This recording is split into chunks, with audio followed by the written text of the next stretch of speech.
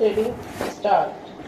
Already a quarter of our population lives in urban India.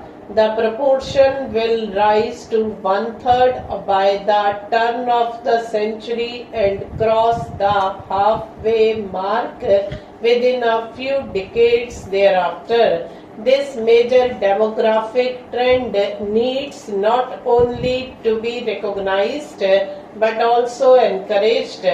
What has gone wrong with our pattern of urbanization is not that there is too fast and furious a flood of people into towns and cities, as that the pattern of urbanization is unbalanced. It is the larger metropolitan cities that are attacking the bulk of those coming in from the rural area. This severely strains the resources of the larger cities without conferring any real benefit on the rural areas from where the new entrants have come. What we need is a rational pattern of urbanization. We need to sell small and large towns growing in every district,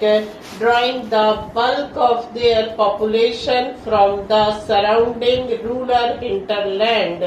That way the talent and enterprise of the people will remain to a large extent within the district. Urbanization will be related to rural requirements.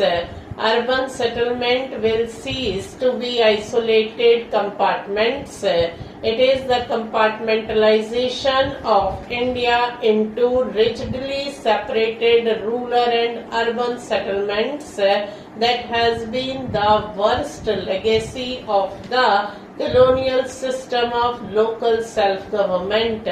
When 107 years ago the British introduced their system of urban local self-government, the urban settlements of India had a very different role to play to the one we now envisage for them.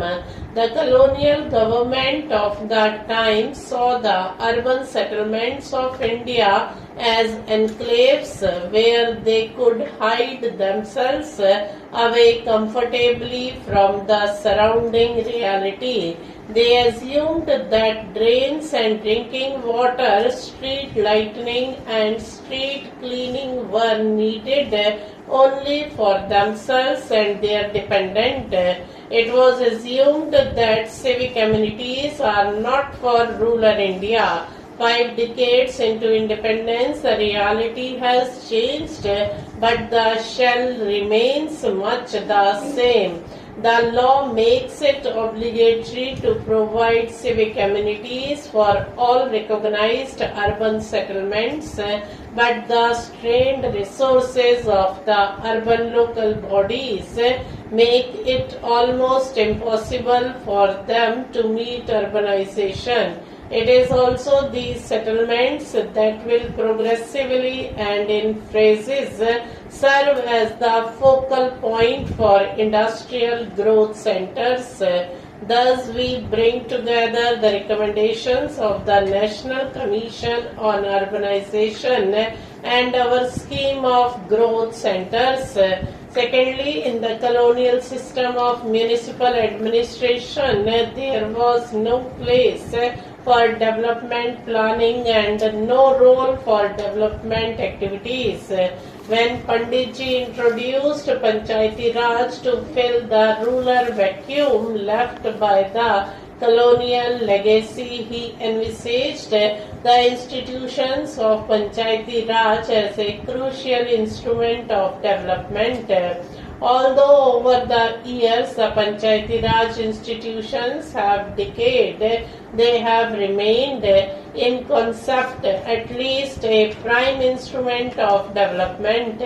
In contrast, the municipal bodies have withered but assumed no developmental role. The development of India is not possible without planning for development in our urban settlements as much as in our rural settlements.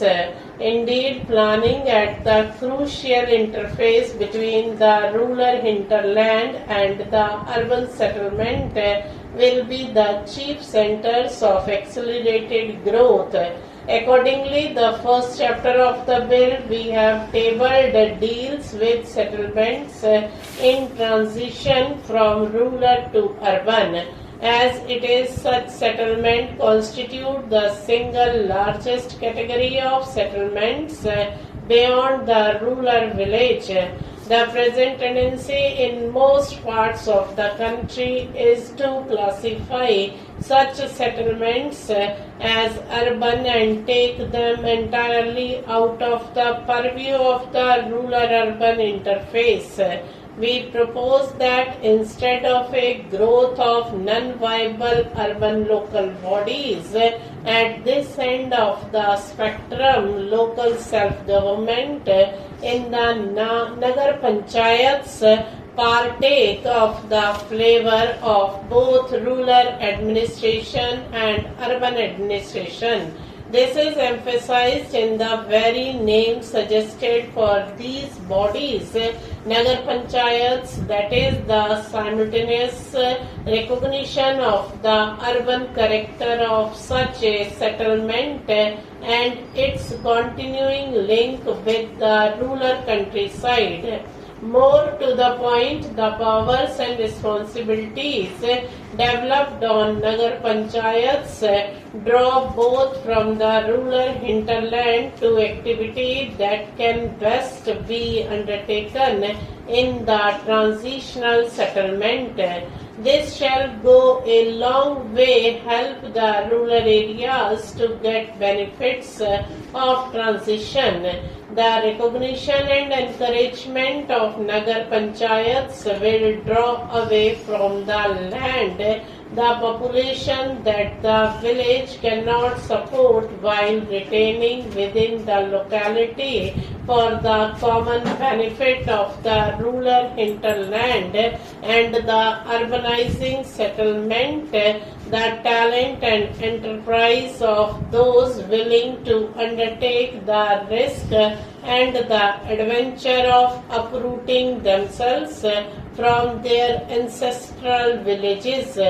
Instead of being hollow symbols of a false prestige, as the smaller municipalities regrettably and at present, the Nagar Panchayats will become the focal point of dynamics of development.